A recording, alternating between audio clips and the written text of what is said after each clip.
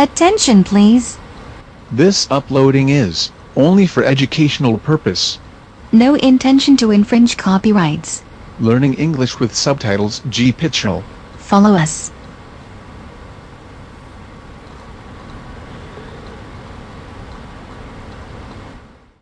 Where's that secret square? Well, I think I know where you're going to go. I'll go for Ross King, Bob. You go to Ross King, of course you do. Ross, this is the block. Still we don't find that secret square. Ross from Newshound, the smartest showman in the business right now. Tell me about this statement, Ross. Is it true or false? In one of his operas, the composer Strauss used whips in the orchestra. I think it's so silly, it's probably true, yes. I'll agree with Ross, yes.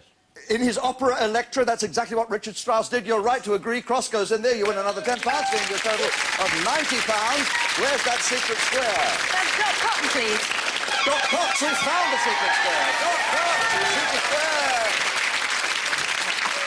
I thought you were a public square, but you're a secret square. Yes. Welcome from That's Life. Cox in the box.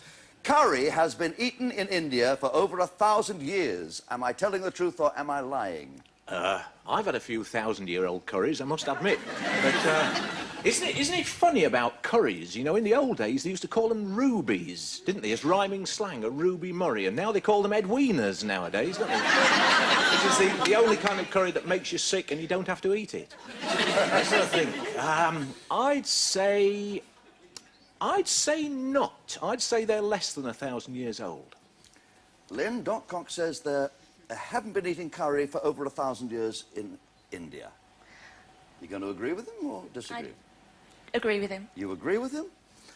Only since the 17th century, when chilies were imported for South America, you've got yourself a holiday in Amsterdam and another £10. Well done, my darling. That's yours. Now, Ross, you got £20 up there. What you been doing now, Mick? You're gonna I think I'll have Sally Grace. Yeah, I'll have Sally Grace over my dead body. Sally, Radio Actress of the Year. Radio Actress of the Year, welcome to the show. Thank you, Bob. Thanks very much. Now we're going to find out why the expression says amazing grace. According to the Bible, who did King David love more than any other? Oh, well, it's got to be Goliath, hasn't it? Because you always hurt the one you love. That's a good theory. I'll give you a choice. Jonathan or Bathsheba? Jonathan, most definitely. She seems definite about that. I'll agree, Bob. Jonathan is right. You're right to agree. In goes your cross. You now £100. You've made the ton now, Mick. You've got 100.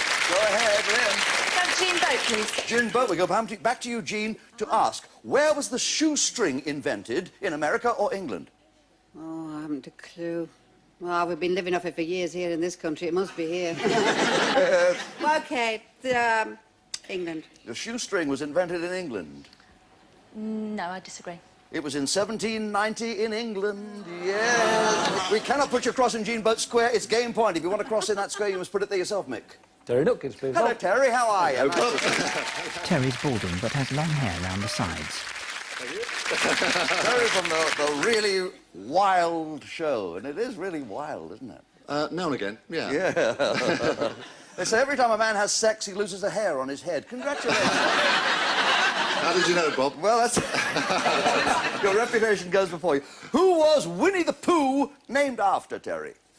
I've no idea. Was it Winnie the Pooh named after Winston Churchill or a polar bear in London Zoo? I would say a polar bear in London Zoo.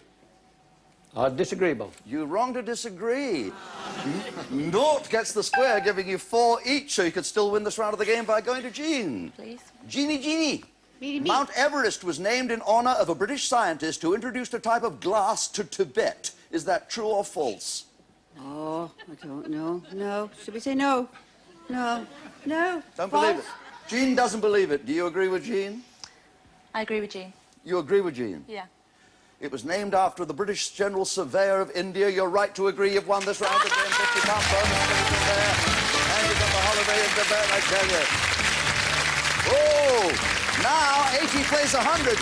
Lynn could catch up because we're going to double the dosh. Yes, that's true. We'll be back in a flash with double the cash. Big yellow letters making up the words celebrity squares light up.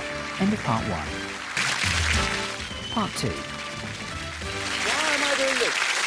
Welcome back to the show that's full of stars and cars. As you can see, Lynn here has £80, can soon catch up because we're doubling the dough. £20 per square, £100 per completed game. Do you have an ambition, Lynn? I'd love to do a bit of travelling. Probably go around the world or But something. you're going to Amsterdam, you have to go around the world. That's a nice place to visit, but I wouldn't want to live there, not around the world.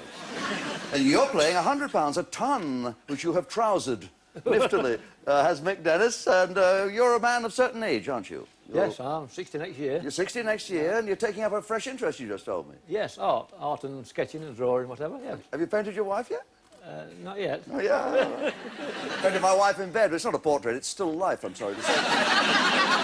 Yes, we double the money. Yes, the squares are now worth £20, and the first chance to pick a star goes to you, Mick. Go for Danny Baker, please. Go for Danny Baker. Danny, sport. Before the Oval became a cricket ground, was it a market garden or a poultry farm? I hate cricket, I wouldn't know this. We were talking during the break, and we knew there was a certain magic in the atmosphere in here. The audience can feel a certain magic. You know what that is? I just found out they do supermarket sweep in this very studio. Yes. It's a certain, you can feel the electricity still, can't you? All right, so what's the question again? Is it the Oval is... Yes, the Oval, the cricket ground. Before it became a cricket ground, it was either a market garden or a poultry farm. I have no idea with this one, I'll tell you, Mick. So you've got to... Irma Bombeck, the writer, once said, seize the moment. There were people on the Titanic who waved away the dessert trolley. So bear in mind that. And go for the market garden. I'll agree with that, yeah. You're right to agree. £20 more, £120 now. First gets the square. Jim Bowen, please. Jimbo, how soon after the wedding of Prince Andrew and Sarah Ferguson was the video on sale? 3 hours or 6 hours? If I'd done a video of my wedding, I'd play it backwards now and I'd be a free man. He scratches the back of his neck. I think... You just... Can you please stop that? It's not... I'm not used to applause. Please just don't... You've seen the act, you wouldn't do that. Ruins your timing. Absolutely. Sorry about that, Bob. Bob starts to chuckle. It's... What was that word you used, Bob, then? Timing, was it? Timing, yeah. Bob's shaking his question cards. Yeah, go for the 6 hours. I agree. Just around 6 hours. Jim's right, you're right, and you put your nought in there, you get another £20. You've finally got 100. You've got 100. Now we move to the top here, we've only got 60 seconds left. Pick a star. Carol Boardman, please. Carol, the national flower of India, is it the crocus or the lotus flower? The crocus or the India... lotus flower, beautiful. I'll agree. Yes, that's right. Yeah. In goes the cross. Diane Wall, please. Diane to block. The Lord Chancellor is the only cabinet minister to get a higher salary than the Prime Minister. Is that true or false? False. True. It is true. You're saying it's true, therefore you put the nought in there, and therefore you get another £20. Ross King to block. Nature. Is it true that some seals are capable of holding their breath for more than an hour? True. I'll say yes. Yes, you're right. Cross gets the square. £20 more for you. Brings you to 160. Doc Cox, please. Doc Cox for Lynn. What song did the crew of Apollo 9 sing from space to the director of flight operations? Was it Happy Birthday or Merry Christmas? Happy birthday. It's a happy birthday. I agree. Yes, you're right. And in goes the nought. Another 20 quid. And that's it. We have run out of time. And look at here. You got from nowhere. You built it up to £140. Well done, Al Lynn. And you got the trip to Amsterdam as well. You, sir, have 160 quid. And that means you have a stab at getting one of those marvellous motors in the motor show over there. The cars on display are shown. A nippy 5-door hatchback in metallic frost blue. A white 4-wheel drive off-road soft top. A sleek cabriolet in Polynesian turquoise. A flame red 1.6 injection special edition saloon. And an elegant coupe in metallic quicksilver. Oh. Mick, this is it. OK, it's time to put the spotlight on the car that you're going to be playing for. As you can see, the lights are dancing all around the limos. The only way to stop that sequence of lights is to push that button. If you'd step onto the nought here, please, for me, Mick. And we'll give you 10 seconds in which to push your luck, starting now.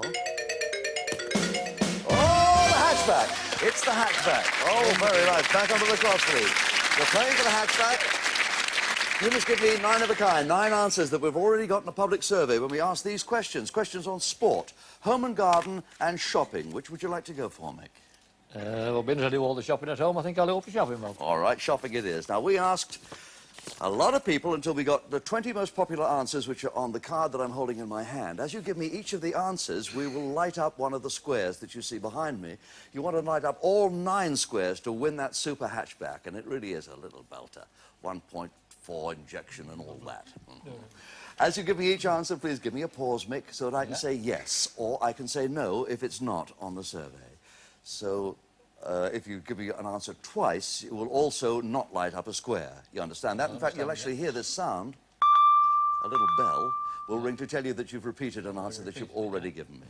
Are you already set? I am, yes. Okay. You have 30 seconds in which to answer the question that we put to the public, which was, name women's items of clothing. First, we black out the boxes, please. The top 9 answers, please, out of these 20 that I have within the next 30 seconds. Good luck, Mick. Starting now. Knickers? Yes. Brassieres? Yes. Skirt? Yes. Blouse? Yes. Coat? Yes. Hat? Yes. Shoes? Yes. Cardigan? No. 2 to go. He shuts his eyes and bows his head. I've said blouse. Said blouse. Oh, I'm so sorry. We all wanted you to get that hatchback. Well, look what you did. You didn't mention, of course, Basque. Who would? No man would. Oh, but boots and culottes are there, and culotte and scarf, and, I give you the whole list. You have that list to keep as a souvenir. We'll get our celebrities, if possible, to sign it for you. You won £160 playing our regular game, but you've lit up 7 of the boxes. That's lucky 7. Let's double your 160 to 320 and make it a worthwhile day for you. Okay, Mick. Well done. And thank you to Jim and Sally and Doc, to Diane and Danny and Carol and Ross and Terry and Dean. Join us next week and every week. It's Celebrity Squares. The end.